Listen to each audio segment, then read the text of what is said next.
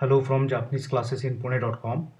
We have observed that many of our students they they are a bit slow on picking hiragana and katakana, and the reason for being slow in mastering hiragana and katakana is not really that it is difficult. The reasons are little bit different.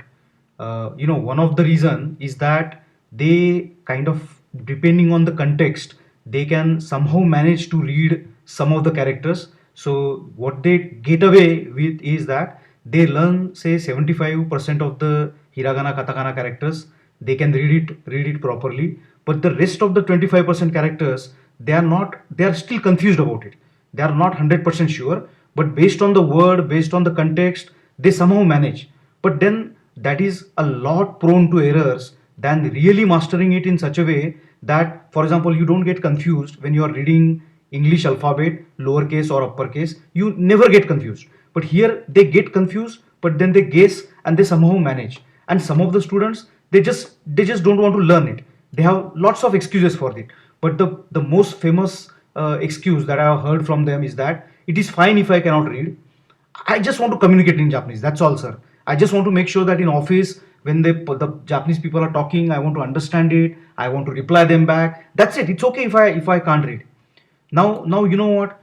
This is okay. This is okay for some time, but you won't be able to gain like real knowledge by reading some wonderful books or watching YouTube videos. You will always depend on somebody trying to teach you. So unless and until you can read from the PDFs or books or blogs that are available on the internet, it's going to be tough for you.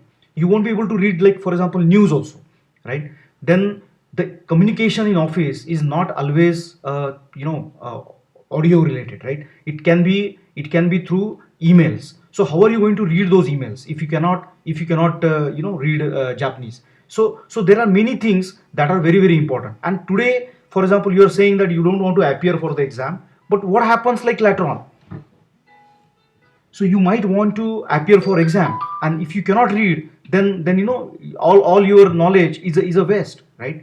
So whatever explanation that I have given you so far, if that doesn't motivate you, I'll give you one more reason, right? And I think this time the reason that I'm going to give you is not going to be polite. So please, my apologies for that. But I hope that you will really go and pick up hiragana, katakana, and you'll really master it. Not like kind of hodgepodge where 70%, 80%, and not rest of this. Do you know the Hindi saying "Kala akshar bhais barabar"? So, and what does this mean in English? An illiterate person equates black letters with black buffalo, right? He just can't learn from the written information, right? So I hope this now this motivates you. Now let's talk about the actual written communication, how that happens in Japanese, right? Of course, you know all this. There is hiragana, there is katakana, and there is kanji. Now we understand that there are literally thousands and thousands of kanjis as you move ahead in the JLPT level, and they are complex. We understand that. Okay, so we understand that it is very difficult to memorize like all of the kanjis, and you are going to make mistakes in kanji. So there is, if you give excuses for not mastering kanji, I can understand. But now let's talk about hiragana and katakana. How many are there? There are 46 hiragana and 46 katakana. I'm just talking about the basic hiragana and katakana, right? So main ones are like 46, 46 each. So if you just spend like 1 week, you try to memorize by reading them aloud, then also trying to write those on, by hand on paper, not typing.